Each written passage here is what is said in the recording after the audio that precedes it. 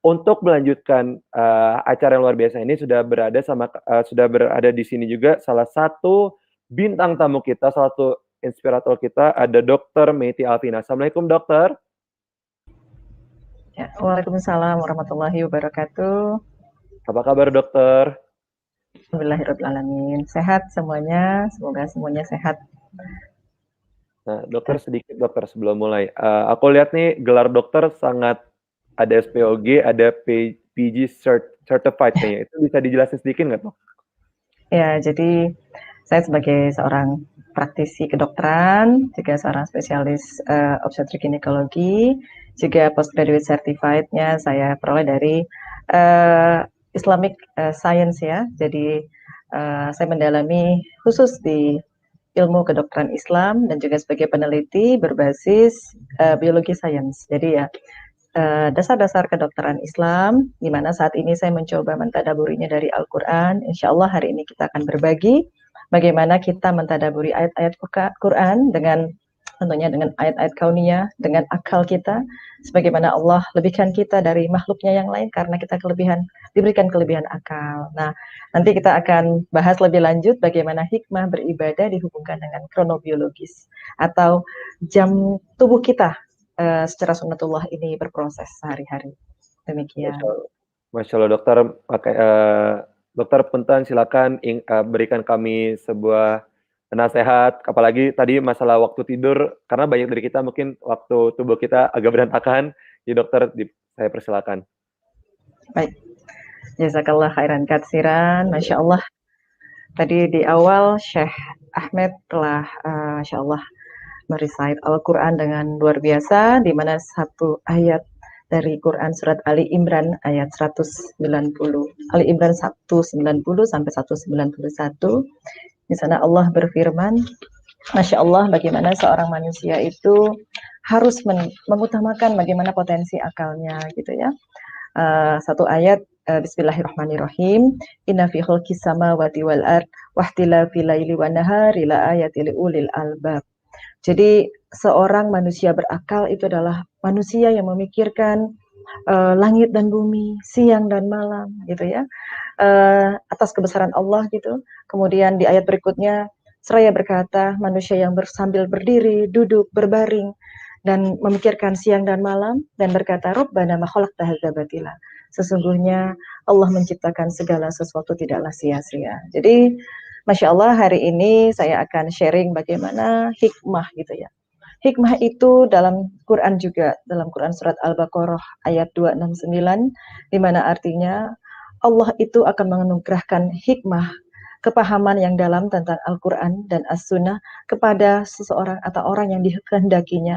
Dan barang siapa yang dianugerahi hikmah, pastilah ia akan mendapat karunia yang besar gitu. Jadi kita mentadaburi Quran untuk berusaha memahami gitu ya, hikmah gitu di balik kita beribadah, terus bagaimana hubungannya dengan kronobiologis. Secara etimologis kata kronobiologis saja, krono adalah suatu time by time, bagaimana waktu demi waktu ini Allah gulirkan, sebagaimana juga Allah bersumpah dalam surat Al-Asr, wal asr gitu ya. Bagaimana kita tadaburi dari ayat-ayat Al-Quran ini dan kita hubungkan dengan fungsi tubuh manusia gitu. Jadi di sini saya sebagai dokter bukan berarti kita memahami Quran untuk sehat, bukan. Tapi kita membaca Quran, mentadaburi ayatnya, kita semakin mengakui kebesaran Allah dan mengakui bahwa Al-Quran itu benar. Buka kembali ayat Quran, surat Fusilat ayat 53 gitu ya. Sanurihim ayatina fil afaq wa fil anfusihim hatta yatabayana lahum anahul haq. Allah berfirman, kami akan memperlihatkan kepada mereka tanda-tanda kekuasaan kami di segala afak alam dan pada diri mereka sendiri, hingga jelaslah bagi mereka bahwa Al-Quran itu benar. Jadi Allah ingin kita belajar tentang alam, tentang sains, tentang sebagian tadi ya waktu gitu ya, dan diri kita sendiri bukan untuk sehat. Mari kita luruskan niat kita. Allah, dengan kita belajar bagaimana alam, bagaimana sains, bagaimana diri kita, aku semakin yakin kekuasaan-Mu ya Rob, dan aku semakin yakin bahwa Al-Quran itu benar. Kalau Al-Quran sudah yakin sesuatu yang benar gitu ya, pedoman hidup. Karena dalam Quran surat Al-Baqarah ayat 2 juga kita sama-sama membaca sering gitu ya. Bismillahirrahmanirrahim. Zalikal kitabul la raiba fihi hudal lil muttaqin. Jadi Al-Quran ini kitab yang tidak ada keraguan padanya. Petunjuk bagi mereka yang bertakwa. Hudal lil muttaqin. Petunjuk bagi mereka yang mau bertakwa. Nah, kata hikmah dalam beribadah. Ibadah kalau kita buka saja dalam Kamus Besar Bahasa Indonesia, ibadah itu artinya berkhidmat, berbakti kepada Allah dengan segala aturan agama atau syariat gitu ya. Bagaimana kita itu taat, tunduk, patuh, menegakkan semua yang Allah perintahkan dan menjauhi apa yang Allah larang gitu ya. Dan jadikan saat ini bulan Ramadan, Syahrul Mubarak, bulan penuh keberkahan di mana perintah berpuasa juga agar Allah ingin kita semakin menjadi manusia bertakwa. Ya, Al-Baqarah 183. Bagaimana perintah Allah dalam Quran ketika Allah berfirman, Bismillahirrahmanirrahim, ya ayyuhalladzina amanu. Perintah kepada orang-orang beriman. Kutiba alaikumusiyam, gitu ya, untuk berpuasa. Jadi kalau kita sudah tahu untuk orang-orang yang sudah beriman gitu ya, untuk berpuasa. Kita tahu bahwa kama kutiba 'alal ladzina min qablikum la'allakum tattaqun gitu. Diwajibkan kepada kamu berpuasa sebagaimana atas orang-orang sebelum kita dan agar kamu bertakwa. Nah, jadi takwa, ibadah adalah sesuatu yang kita tujukan kepada Allah. Puasa untuk Allah, puasa agar kita bertakwa. Nah, apa hubungannya dengan kita mengambil hikmah, waktu kronobiologis tubuh, siang dan malam tadi, sebagaimana seorang yang berakal adalah orang yang mampu memperhatikan langit dan bumi, siang dan malam. Dikatakan Allah sebagai orang yang ulul albab, orang yang menautkan akal dan imannya, agar ia semakin mentadaburi afak ini, alam ini, dan dirinya sendiri. Jadi kembali kepada ayat Quran gitu ya, sebagai pedoman hudalil muttaqin gitu. Al-Isra ayat 12. Di sini jelas sekali bagaimana perintah Allah tentang waktu siang dan malam ya. Dalam Quran surat Al-Isra ayat 12 Allah berfirman, "Waja'alna al-laila wan nahara ayataini." Jadi kami jadikan malam dan siang itu dua tanda untuk membuktikan kekuasaan kami, kata Allah. Jadi Allah itu ingin menggantikan malam, tanda malam menjadi gelap gulita, dan Allah jadikan siang terang menderang supaya kamu mudah memperoleh rezeki ya, limpahan karunia Allah gitu ya. Dan dengan siang dan malam juga Allah berfirman dalam Al-Isra ayat 12, kita mampu mengetahui bilangan tahun, perhitungan hisab, bulan dan hari, dan ingatlah, jadi semua ini adalah Allah yang menerangkan bagi kita, dan bagaimana kita sebagai hambanya yang bertakwa, hambanya yang yakin bahwa Al-Quran itu benar, mampu mentadaburinya siang dan malam. Jadi ada banyak petunjuk siang dan malam kalau kita mentadaburinya dengan akal kita, dengan iman kita. Masya Allah, perintah Allah juga dalam surat Al-Qasas ayat 73 gitu ya. Allah karena rahmatnya jadikan untukmu malam dan siang, agar kamu beristirahat pada malam hari, dan agar kamu mencari sebagian karunia-Nya pada siang hari, dan agar kamu bersyukur kepadanya. Perintah Allah sudah jelas. Sebagai orang bertakwa, kembali, yang melakukan apa yang diperintahkan Allah, dan meninggalkan apa yang dilarang Allah. Allah memerintahkan kepada kita dalam Quran ini surat Al-Qasas ayat 73, menjadikan malam dan siang agar kamu beristirahat pada malam hari, dan agar kamu mencari sebagian karunia Allah pada siang hari, agar kamu bersyukur. Jadi patuh saja, sami'na wa ata'na, perintah Allah ini. Ini Quran, firman Allah gitu. Dan kembali semakin dalam kita mentadaburi dengan akal kita yang terpaut kepada Allah, kita ingin mendapatkan suatu hudan gitu ya, petunjuk gitu. Suatu furqan, penapis, mana yang hak, mana yang batil. Kembali lagi kita tadaburi ayat yang terkait dengan malam dan siang ini gitu ya. Ketika kalau siang ini berhubungan dengan seberkas cahaya. Siang ini masih siang di Indonesia, kita melihat seberkas semburat cahaya matahari tentunya. Dimulai dari pagi hari bagaimana Allah menghamparkan cahayanya kepada langit dan bumi ya. Surat An-Nur ayat 35.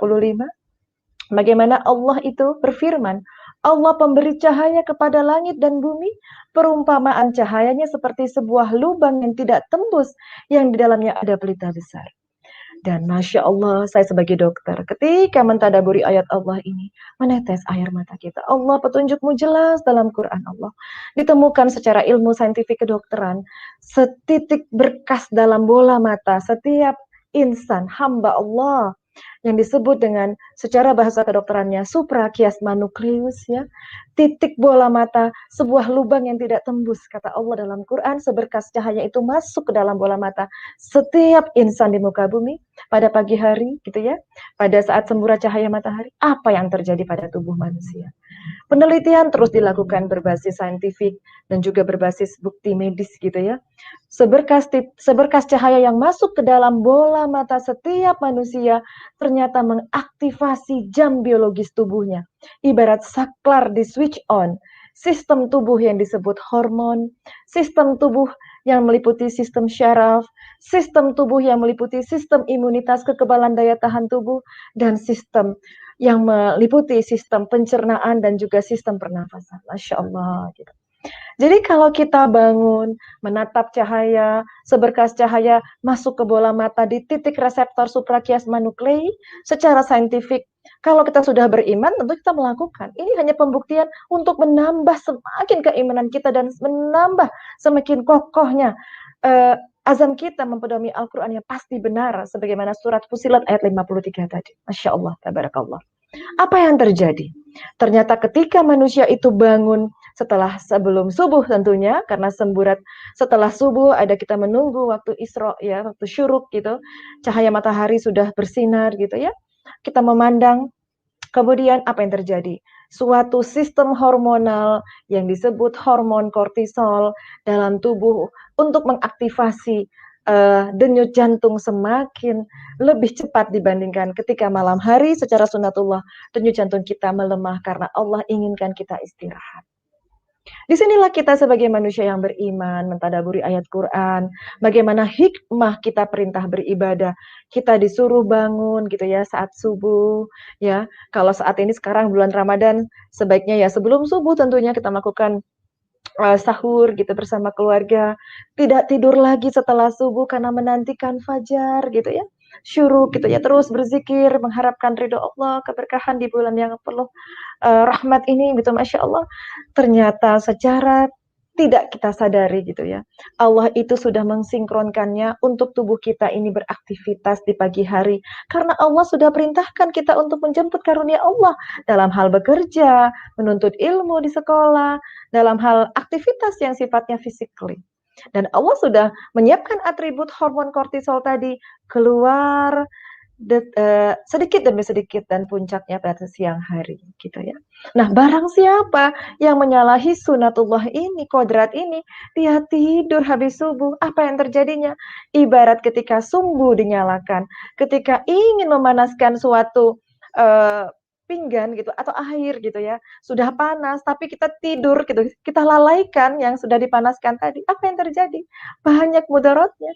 Tadi ada yang mendidih tadi bisa meluap gitu ya, atau pembuluh darah yang harusnya dia Allah secara sunatullah mengaktifasi berdetak semakin cepat, kita bawa tidur, akhirnya terjadi apa? Suatu efek rigiditas pada pembuluh darah, kekakuan gitu ya, sehingga terjadi fenomena penyakit kekinian saat ini. Bagaimana penyakit kekakuan pembuluh darah dalam bahasa kedokteran disebut aterosklerosis. Ya, terlepas dari perintah Allah menyuruh hambanya untuk bangun tadi, memandang matahari gitu ya, sinar cahaya Allah dari langit kepada manusia yang harus dia tangkap dalam bola matanya, tapi dia pejamkan matanya. Jadi secara sunatullah kita seperti tidak sadar menolaknya. Gitu ya, subhanallah. Jadi begitu perintah Allah ini dalam Allah pemberi cahaya ya, Allahun nurun samawati wal ard gitu ya.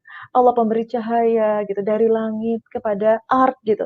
Tangkaplah di bola mata kita untuk ketika semburat cahaya itu hadir di muka bumi itu pada pagi hari, untuk kita tatap dengan hati yang penuh rasa syukur gitu ya. Masya Allah.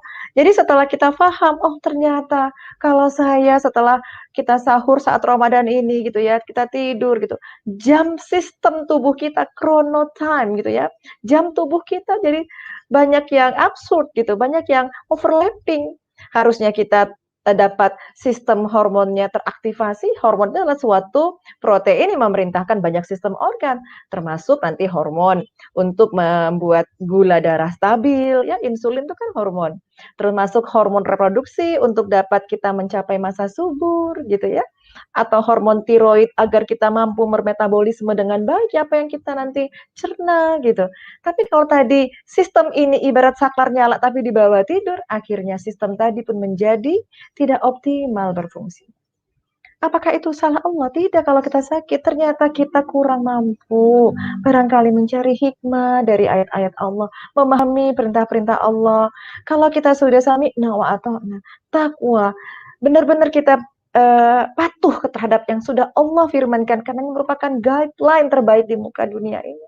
Insya Allah kita pun terselamatkan dari salah satunya kronobiologis jam tubuh kita dari soal hal bangun pagi saja. Dan apa yang terjadi pada pagi hari? Lihat matahari bersinar, membuat tumbuhan di bawahnya berfotosintesis. Kalau anak-anak sekolah dasar belajar bagaimana tumbuhan memasak makanan, pasti paham, kita pernah di bangku sekolah dasar, bahwa tumbuhan itu memasak makanannya di daun, butuh cahaya matahari, sehingga terjadilah proses fotosintesis. Apa yang terjadi dalam proses fotosintesis? Selain tumbuhan itu menjadi tumbuh besar gitu ya, menyuplai menjadi produsen makanan tingkat pertama bagi manusia atau hewan ternak. Tumbuhan itu luaran dari hasil fotosintesisnya adalah menghasilkan oksigen, Masya Allah gitu ya. Jadi kalau kita bangun pagi gitu ya, kemudian kita tidak tidur setelah subuh gitu ya, kalau yang para ikhwan melangkahkan kakinya ke masjid, kemudian secara sunnah ada ya Rasulullah pernah bersabda ketika pulang mencari rute yang berbeda gitu ya. Kita terus membuat olahraga fisik gitu ya. Otomatis tadi hormon yang mengaktifasi segala bentuk sistem organ juga optimal gitu fungsinya. Ditambah lagi kita kemudian duduk di bawah pohon yang sedang disinari matahari langsung. Ternyata daun tadi mengeluarkan yang disebut apa? Oksigen. Masya Allah, tabarakallah.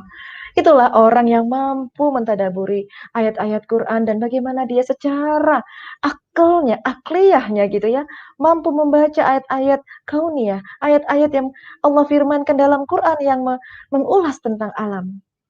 Oksigen tadi kita hirup, masuk ke paru-paru, paru-paru compliance-nya meregang, dibawa oleh darah bertukar di sana di jantung, lalu sampai ke dalam otak, otak berfungsi secara optimal, kemudian kita mungkin membaca Quran, mampu mentadaburinya, atau membaca buku pelajaran sekolah, mampu memahaminya, kalaupun kita bekerja, mampu effort maksimal untuk bekerja, Masya Allah gitu ya. Jangan sampai orang Islam yang mengaku beriman, yang mengaku beribadah kepada Allah, tapi ketika matahari bersinar, dia malah tidur gitu ya. Bahkan di bulan Ramadan gitu, kalau kita mengambil suatu pelajaran dari kisah Rasulullah SAW di bulan Ramadan.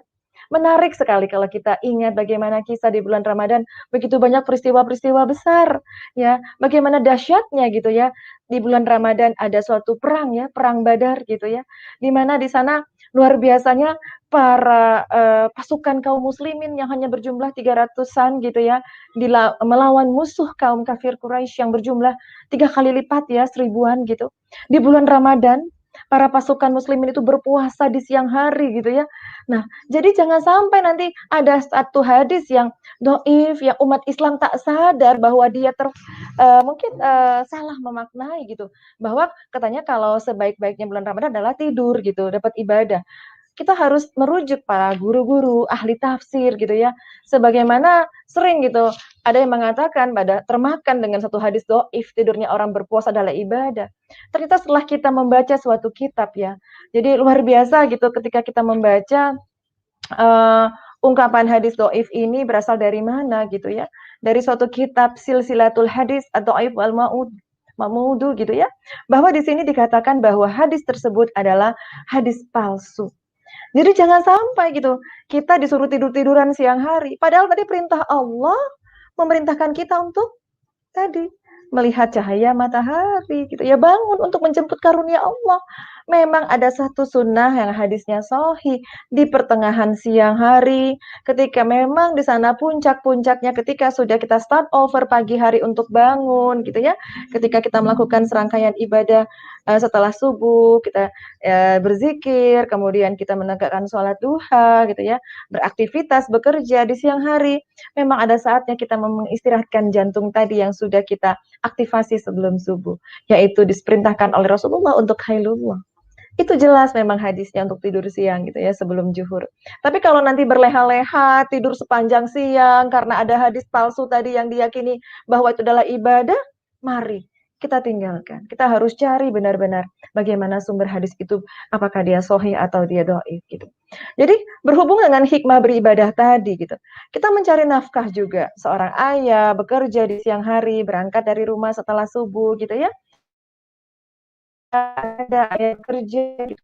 Juga mencari nafkah, juga ibadah kepada Allah gitu. Tapi dengan dalil tadi aja deh karena tidur juga ibadah. Jangan sampai seperti itu. Kemudian kita siang hari gitu ya setelah deteksi kita mengistirahatkan tubuh kita ya. Sambil saya ulangi bagaimana kita bisa menambah kita karena betapa juga saling bersinergi dengan yang lain. Jadi Islam itu rahmatan lil alamin. Manusia yang mengaku beriman, bertakwa kepada Allah, berterima kasihlah kepada Allah yang telah menghadirkan tumbuh-tumbuhan di sekitar kita. Pagi kita kemudian ke pohon, kita mendapat oksigen yang paling konsentrat. Dengan begitu, oksigen adalah kita makhluk yang obligat aerob, wajib mendapatkan oksigen. Oksigen membuat sistem tubuh ini kita sebagai manusia oksigen bernafas dan membawa oksigen juga membawa nutrisi gitu ya. Jadi kalau ada yang keluhannya migrain di tengah hari gitu ya, badannya pegel-pegel, terus rasanya kok lemah gitu. Ya barangkali tadi start bangunnya setelah subuh tidur lagi. Ini hikmah ketika Allah dari Quran gitu ya. Kemudian kita gitu ya. Kita banyak akhirnya berpikir dengan akal kita, iman kita itu, Masya Allah, begitu banyak kasih sayang Allah yang Allah hamparkan ke bumi, yang dalam Quran sebagai tunjuk tadi ya, hudalil mu'minin gitu ya, bagi orang, apalagi Ramadan ini, dari siklus sinar matahari semburat saja, kita sudah mendapat pertama si pembuluh darah lancar berjalan, mencegah rigiditas pembuluh penyakit contoh koroner, hormonal, penyakit dari tubuh yang menurun gitu ya. Sistem ini optimal dengan kita menghirup oksigen sinar di matahari pagi selain dapat dari sinar UV matahari pagi. Itu juga suatu prekursor modal dari sistem imun untuk semakin sistem satu benteng Allah sudah sel-sel darah putih gitu ya. Mereka kuat kalau punya suatu nutrisi makronutrien dan juga mikronutrien. Mikronutrien vitamin D diperoleh dari mana? Dari matahari. Vitamin D. Nah, ini yang kalau berusaha tadabbur Quran dan merefleksinya kepada sistem tubuh kita dalam dunia kesehatan atau kedokteran sendiri, saya mencoba untuk bersharing siang hari ini gitu ya. Masih siang, masih ada matahari, beraktivitas dapat menambah iman kita, terus semakin bertakwa kepada Allah atas segala karunia-Nya. Masya Allah, itulah bagaimana nanti ketika sudah matahari tenggelam gitu ya, Allah sudah menyuruh kita beristirahatlah. Walaupun Ramadan itu kita diperintahkan juga untuk banyak beribadah, untuk sholat tarawih, untuk sholat tahajud. Di lain sisi ketika dilakukan riset-riset ilmiah, tak mengapa. Kalaupun di malam hari kita tidak tertidur, apa yang terjadi? Masya Allah, bagaimana suara lantunan tilawah Quran yang kita keluarkan ataupun yang kita dengarkan. Suatu riset ya, dilakukan perekaman pada gelombang otak ya. Ada suatu mesin yang disebut encephaloelektrogram gitu ya, pencatatan gelombang otak gitu. pada orang-orang yang didengarkan ataupun yang membaca ayat-ayat Quran, bagaimanapun cara membacanya, itu dalam rentang frekuensi 8 sampai 13 Hz. Dan apa yang terjadi pada frekuensi gelombang otak tersebut? Diteliti secara saintifik, keluarlah hormon-hormon ketenangan. Salah satu hormon ketenangan adalah melatonin, suatu hormon yang didapat kalau seorang manusia tidur di malam hari. Jadi kalaupun di bulan Ramadan ini tidak tidur cepat-cepat, kita lebih banyak untuk beribadah kepada Allah karena ini merupakan bulan dilipat gandakannya berkah rahmat Allah. Ambil kesempatan ini. Kalaupun tidak tidur, ada ternyata kasih sayang Allah dengan kita membaca ayat-ayat Quran, dengan kita khusyuk beribadah kepada Allah, gelombang otak kita terjaga pada frekuensi yang menghasilkan suatu hormon relaksasi atau melatonin. Kalaupun kita tidak tertidur. Jadi, masya Allah, itu yang dapat sebagai suatu pembuka pada kajian saya tentang bagaimana hikmah beribadah dan menghubungkannya bagaimana kita sebagai hamba Allah yang bertakwa mengikuti apa yang Allah firmankan dari Quran, bahwa pada siang hari kita menjemput karunia dengan beraktivitas dan malam hari kita beristirahat. Segala yang sempurna datangnya dari Allah, segala kekhilafan berasal dari saya. Billahi taufik wal hidayah. Assalamualaikum warahmatullahi wabarakatuh. Waalaikumsalam warahmatullahi wabarakatuh. Masya Allah, Dokter Meti ini kayaknya salah satu yang relatable sama kita ya, karena mungkin aku aja baru kejadian tadi pagi, habis subuh ketiduran, ternyata tidak boleh itu, Masya Allah. Nah, teman-teman, ini ilmu yang luar biasa, itu aku sendiri tuh juga dapat, ya apa namanya, baru tahu ternyata secara sains ketika kita tidak tidur, tapi kita ibadah dengan khusyuk, kita baca Quran dengan baik, maksudnya dengan situasi yang mendukung juga, itu sama aja mengirimkan otak ada Relaksasi. sinyal-sinyal relaksasi. Nah, Dok, tapi kan terkadang gini Dok, banyak teman-teman dari kita, mungkin aku juga gitu kan, yang habis karena kita biasa ya non Ramadan tuh tidur jam 10, bangun jam 5, tapi ketika Ramadan itu habis sahurnya apalagi kadang-kadang orang Indonesia suka yang, wah banyak gitu kan. Habis itu, habis subuh jadi pengen tidur. Nah itu gimana Dok, cara untuk lawan itu ya Dok? Iya, jadi masya Allah, memang ala bisa karena biasa. Nah, jadi satu pepatah itu harus kita tinggalkan, jangan kita biasakan. Jadi, bagaimana kita menstimulus agar sistem syaraf kita juga teragitasi untuk tereksitasi gitu ya.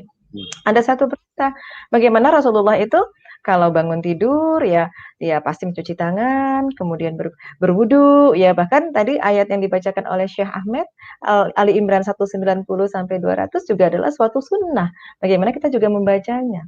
Kalau kita membacanya dengan iman kita, di sana perintah Allah jelas, berakal gitu ya. Bagaimana kita memandang langit dan bumi siang dan malam. Nah, itu kan kembali mereminding kita, oh iya ini siang dan malam, ini sudah siang gitu ya, perintah Allah untuk bangun. Nah, pasti orang yang sedang membaca Quran dan mengimaninya akan kembali ter-reminding, oh iya, aku harus bangun ya, begitu ya motivasinya. Dan yang berikutnya adalah bagaimana air itu adalah membuat suatu Allah berfirman banyak ayat dalam Quran bagaimana air adalah suatu aku menghidupkan satu yang mati dari air gitu. Banyak juga sumber kehidupan gitu. Bagaimana air ini kita ingin tetap survive gitu ya, hidup gitu ya, bangun gitu. Melek gitu lah istilahnya. Mandi. Ya bukan hanya sekedar berwudu, mandi. Tapi kalau nggak mandi, iya benar. Karena ada satu saraf-saraf sensorik ini adalah suatu saraf sensorik yang akan memberikan pesan yang sentralnya di otak. Nah, saraf sensorik ini juga salah satunya adalah satu rasa dingin, rasa sejuk, rasa segar gitu ya. Kalau kita stimulus saraf sensorik, dia akan berikan perintah kepada otak gitu. Nah, ingat otak adalah seluruh pusat sistem organ. Dibangunin, ayo bangun nih, banyak banget nih perintah di kulit nih, suruh bangun, suruh apa ya, ada perintah banyak lah gitu. Nah, jadi salah satu caranya seperti itu, mandi, baca Quran gitu. Nanti akan sendirinya ketika sudah terbiasa, maka tubuh akan menjadi automatically akan ya tidak akan tidur setelah subuh. Nanti sekitar jam 10, 11 sudah mulai ngantuk, silahkan karena ada kailullah yang Allah juga di sana, Rasulullah juga perintahkan umatnya untuk tidur sejenak. Karena secara sunatullah memang saat itu jantung sudah butuh untuk sedikit istirahat. Karena sudah pagi hari sudah disuruh untuk berangkat ke kantor ya. Atau apa tadi? Makanya tadi jangan sampai tadi carilah kalau bagaimana habis subuh nih jalannya rutenya agak jauh gini. Mas Tarik ya. Jadi kan pasti nggak ngantuk, keringetan nih gitu. Iya. Salah Jadi satu tips lah insyaallah. jadi emang by default sendiri either secara sains atau Al-Quran bahwa emang tubuh kalau kita mengikuti secara apa yang Quran ajarkan, apa yang Nabi Muhammad SAW contohkan, insya Allah tubuh kita sehat, mulai dari masalah tidur, masalah istirahat, manajemen segalanya, Dok, ya? Pasti karena manusia itu diciptakan Allah, tidaklah langsung diturunkan, Nabi Adam diturunkan ke bumi, kita langsung berkembang biak jadi manusia tanpa tools yang sempurna, gitu ya. Jadi sistem tubuh kita ada 12, 13 sama otak. Pasti ada tools-tools yang Allah perintahkan melalui Al-Quran. Bagaimana hikmah, pemahaman itu bisa kita dapat. Memang itu hak Allah bagaimana hikmah diturunkan. Tapi kalau kita memohon, Allahumma faqihu fiddin wa alimna ta'wil, Allah akan tuntun kita. Apakah kita berprofesi kedokteran, apakah seorang tadi pebisnis, gitu ya, apakah seorang engineer gitu. Nanti kita akan mampu gitu mentakwil ataupun kita mentadaburi ayat tadi dengan akliyah kita, dengan akal yang selalu terpaut dengan Allah. Insya Allah. Salah satunya dengan tadi hari ini kita belajar bagaimana kita jangan tidur setelah subuh. Nanti di pekan-pekan berikutnya kita belajar bagaimana nanti sistemnya siang hari, sore hari, kenapa kita harus bersantai, harus olahraga, kenapa malam hari harus tidurnya cepat, bangun di sepertiga malam, bertahap agar kita bukan hanya berbagi ilmu, tapi bagaimana kita merefleksikannya sebagai sebagai implementasi. Suatu ilmu itu kan akan ada kalau kita amalkan. Belajar Quran, menghafal Quran luar kepala, tapi tidak ada yang kita implementasikan sebagai habitual kita. Apa maknanya? Tidak ada, ya. Jadi semoga kita menjadi orang yang ulul albab, mampu memahami Quran dan mampu merefleksikannya sebagai implementasi kegiatan kita sehari-hari. Insya Allah, karena Allah tentunya. Nah, Dok, tadi waktu awal-awal dokter sharing, ini ada satu hal yang menurut aku sendiri menarik nih, tuh. Tentang yang PG certified belakangnya, dokter mendalami tentang Islamic medication. Nah, itu kenapa dokter ambil itu dan boleh cerita sedikit nggak? Sampai tadi dokter bilang ada berapa ayat waktu dokter mentadaburi sampai menangis gitu, Dok. Iya, betul. Jadi saya harus cerita juga bagaimana motivasi seorang tenaga kesehatan ya, dokter gitu ya, menarik Quran bahkan textbook yang konvensional agak dikesampingkan gitu. Setelah saya mengenyam pendidikan ilmu kedokteran, spesialis gitu ya, bahkan sekarang belajar genetika ya, berbasis molekuler gitu yang paling kecil, semakin tahu bahwa Al-Quran itu luar biasa, pasti benar gitu. Contohnya begini ya, saya mendalami ilmu Islamik, jadi saya juga ada menulis suatu riset-riset gitu ya, diterbitkan di London, alhamdulillah gitu ya. Nanti bisa kita tadabur, ada beberapa topik yang saya ulas, bagaimana salah satunya untuk nyeri saja itu bisa kita kolaborasi pendekatan hijamah, pendekatan ya bekam ya, lalu berzikir dan juga menggunakan herbal medicine yang Allah sebutkan nama-nama buah sayurnya makanan dalam Quran. Dan itu terbukti secara saintifik dan alhamdulillah sudah dibukukan di sana di United Kingdom dan saya dapat certified dari sana.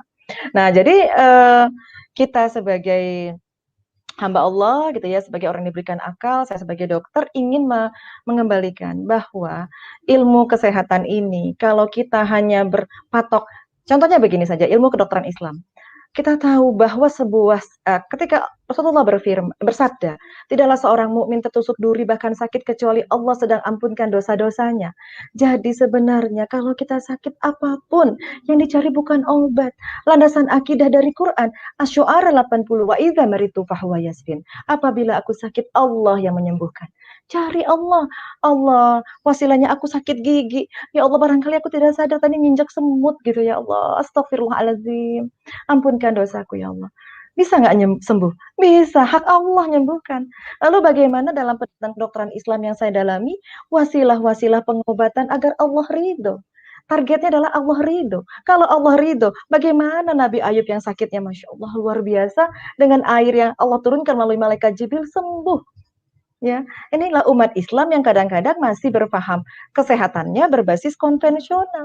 Jadi seperti sekulerisme ya, jadi ukhrawinya ditinggalkan. Padahal kita ini semuanya Allah gitu. Ridho Allah menyembuhkan. Jadi jangan sampai juga nanti akidah tergerus. Gara-gara satu herbal dikultus ini penyembuh sakit gitu. Ini terlepas dari topik hari ini ya. Ini satu tumbuhan, maaf, sarang semut bagus banget. Pagi siang malam sarang semut gitu ya. Tidak, wasilah. Kalau saya sering misalnya ada yang bertanya, "Dok, saya sakit ini, di rumah Ibu ada apa?" Rabbana ma khalaqta hadza batila. Allah tidaklah menciptakan segala sesuatu. Iya, Bunda dokter, ada pohon belimbing. Ya, ambil daun belimbingnya, ambil belimbingnya, sebut nama Allah, minta ridho Allah, jadi pengobatan. Sembuh, sembuh karena dia yakin. Jadi tidak harus jauh-jauh sampai nanti ke Jerman, ke Eropa cari satu obat gitu. Kalau Allah nggak ridho, nggak akan terjadi. Kalaupun secara saintifik terbukti, tapi kan semua atas izin Allah. Landasan Asy-Syu'ara 80 wa idza maritu fahuwa yasfin. Itulah sendi dasar konsep ketika kita ingin belajar ilmu kedokteran Islam yang saat ini saya pelajari, saya kuatkan dengan basic yang sifatnya sains, bukan untuk membuktikan, tapi menjelaskan dan memperkokoh iman kita mengakui Al-Qur'an itu benar. Fabi ayyi ala'i rabbikuma tukadziban. Jadi demikian yang bisa saya sampaikan. Banyak yang kalau kita ulas di bidang kedokteran Islam, dengan wasilah kesehatan ini kita semakin takwa juga bisa. Apa hebatnya seorang sehat kalau dia lalai kepada Allah? Tapi bagaimana mulianya seorang yang sakit berat tapi dari mulutnya selalu keluar zikrullah. Kalau dia wafat dia berucap la ilaha illallah, surga pun menanti. Masya Allah. Sudahkah umat Islam ingat tentang ini? Itulah yang ingin saya sharing ya atau syiarkan bersama teman-teman dokter yang ingin berdakwah gitu ya. Kembali ke Quran, kembali kepada akidah nomor satu. Kalau Allah ridho, insya Allah jasad ya likuli syai'in zakat wa zakatul jasad asyaum, kata Rasulullah bahwa semuanya ada zakat dan zakatnya jasad adalah syaum. Nah, jadi pembersih zakat. Nah, Masya Allah. Banyak sekali ya yang kita bisa tadaburi dari ayat Quran, dari hadis-hadis sahih. Bagaimana bulan Ramadan yang syahrul mubarak ini kita jemput berkah dari Allah. Termasuk nanti hikmahnya adalah mencapai kesehatan yang paling sempurna. Insya Allah. Demikian. Masya Allah, teman-teman, ini suatu ilmu yang baru buat insya Allah buat aku juga, buat teman-teman semua, bahwa ini sebagai bisa menjadi sebuah statement yang dimana kalau kita kembali ke Al-Quran dan mengikuti sunnah, seperti mana yang kalau misalnya teman-teman ikutin acara ini, hostnya suka mengulang, insya Allah hidup akan aman, nyaman, sehat, dan segala macamnya. Dan terkadang mungkin yang dari tadi dokter katakan nih bener banget, kadang kita kalau lagi sakit, usikum ya Allah, kita malah minta ke dokter, bukan minta ke penciptanya dulu. Kita kadang kayak ibaratnya sampai ke Jerman, sampai ke Jepang, sampai ke Malaka, itu tapi lupa kita bahwa mempunyai kita punya Allah yang dimana bisa menyembuhkan segala macam hal, penyakit, dan apapun. Nah, dokter, terakhir dokter, mungkin di sini ada pemirsa yang belajar ilmu kedokteran atau mungkin ada yang pengen belajar ilmu kedokteran, bisa kasih sedikit motivasi bahwa Islam and Quran is answer for everything. Ya, baik. Bismillah. Terakhir ya, bukan terakhir insya Allah ya. Jadi semua para sahabat yang berkecimpung di dunia penyehatan gitu ya, apapun profesi kita, niatkanlah kita untuk ibadah. Tidaklah Allah menciptakan jin dan manusia kecuali beribadah kepada Allah. Kalaupun ibadah, berarti kita mengharapkan balasannya adalah ukhrawi kita, akhirat kita. Jadi kalau hanya jadi dokter, kita hanya mengingatkan, Bu, makan sehat, Bu, olahraga. Kita hanya mengingatkan sifatnya hanya batasan dunia. Bagaimana kalau kita ingatkannya, kita sebagai tenaga kesehatan sampai jauh kepada Allah? Bu, misalnya kalau datanya sakit, Bu, kalau Ibu sakit, ayo kita kembali kepada Allah yuk, kita banyak berzikir, istighfar gitu ya. Mungkin dengan cara kita banyak sedekah, memperbaiki akidah atau muamalah kita. Jangan-jangan banyak dosa nih sama suami, istri kepada suami, anak kepada orang tua. Allah Rahman ingin gugurkan dosa kita sebagaimana sabda Rasulullah. Jadi Allah ingin kita sakit, lalu kembali ke Allah, kita istighfar. Allah ridho, Allah sembuhkan walaupun dengan air putih saja. Itu ya konsepnya. Jadi ini salah satu seorang tenaga kesehatan saat ini yang ingin belajar ilmu kedokteran Islam, itu dulu yang kita pelajari. Masalah teori itu masalah nomor 2 ya. Saya juga belajar belasan tahun sebagai dokter spesialis, seorang saintis. Kemudian saya kembali bongkar Quran. Bagaimana saya benar-benar tercenung ketika membaca gitu ya Al-Quran. Al-Quran itu adalah isinya ibroh lebih banyak. Nabi Ayub dikisahkan, tidak ada manusia sebelum Nabi Ayub yang sakitnya lebih parah dari Nabi Ayub. Dan sesudah Nabi Ayub tidak ada kemudaratan selain sakit, kehilangan anak, kehilangan harta. Tapi doanya Rabbahu anni masani yaduru wa anta arhamur rahimin. Kembali minta kasih sayang Allah. Nah, kalau ada dokter yang mau mengingatkan para pasiennya seperti ini, ayo Bu cari jemput rahman Allah. Pasti pun yang dia akan lakukan adalah, ayo ikut uswatun hasanah kita Rasulullah. Semoga kalau apa yang kita ikuti adalah pola-pola hidupnya Rasulullah gitu ya, sunnah-sunnahnya Rasulullah, Allah pun akan ridho, Allah pun akan jatuh cinta kepada orang yang sakit tadi. Mudah bagi Allah. Tapi ini kan mencari obat, salah. Bukan salah sih, bagaimana kalau kita luruskan gitu. Kan kita sudah sama-sama ingin menjadi orang yang bertakwa gitu ya. Pegang Quran, genggam Quran saat ini. Walaupun memang satu hadis ada satu masa ketika menggenggam Quran dan Sunnah seperti menggenggam bara api ya, tapi jangan kita sampai kalah semangat. Walaupun bara api, genggam kuat-kuat. Insya Allah kita akan selamat. Kata Rasulullah, aku akan tinggalkan 2 wasiat agar kamu berpegang teguh dan tidak akan sesat, yaitu kitabullah Al-Quran dan Sunnah. Masya Allah. Demikian. Jazakillah khair, Dokter Meti Elvina, Masya Allah. Teman-teman, yuk kita doakan Dokter Meti semoga selalu sehat, selalu mau ingetin kita yang kadang-kadang masih sebandel-bandelnya, simpelnya adalah habis subuh tidur, padahal tidak boleh sepertinya. Dan once again, on behalf of Hal Expo World Quran Fest, jazakillah khair, Dokter Meti, dan semoga kita bisa bertemu lain di kemudian waktu. Insya Allah. Jazakumullah khairan katsiran. Baik, dokter. Masya Allah teman-teman, hari ini sangat luar biasa di hari Jumat, di Ramadan dan Jumat tuh bisa menjadi hal yang luar biasa karena tadi kita dengar dari Syekh Ahmed mengatakan bahwa Quran itu turun di bulan Ramadan. Kalau kita lihat di surat Al-Qadar dan surat Al-Baqarah 185 dan dikisahkan lagi di Lailatul Qadar. Dan ditambah tadi penjelasan dari Dr. Meti Elvina mengatakan bahwa ketika sesimpel bahwa subuh habis itu tidur itu tidak baik terhadap tubuh. Juga ibroh di balik ada yang ibaratnya kalau kita sholat pulang pergi melewati jalur yang berbeda, itu ternyata ada ibrohnya apa supaya kita tidak tidur lagi. Habis itu mungkin kita keringetan dan habis itu bisa aja mandi dan habis mandi tidak lagi tidur karena teman-teman nih cerita sedikit, aku berapa kali habis subuh ketiduran dan habis itu agak lemes dan sekarang baru tahu jawabannya adalah ada sesuatu yang tidak normal di tubuh kita. Dan teman-teman,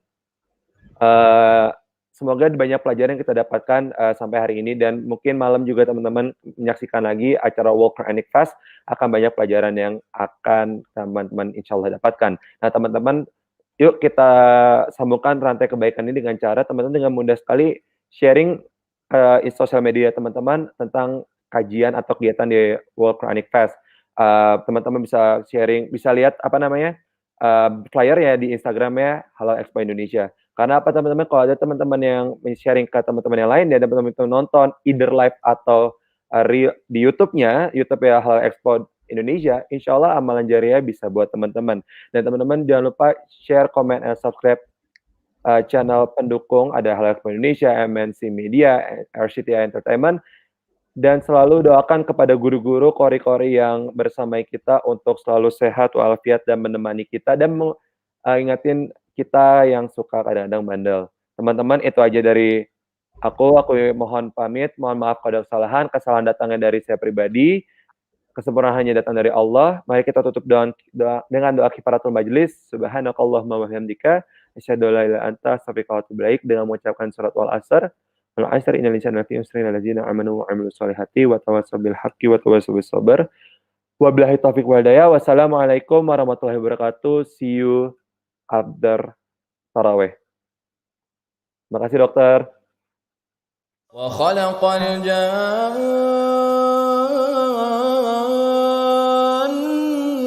min marijin min nar fabiayyi ala'i rabbikuma tukadziban. وخلق الجن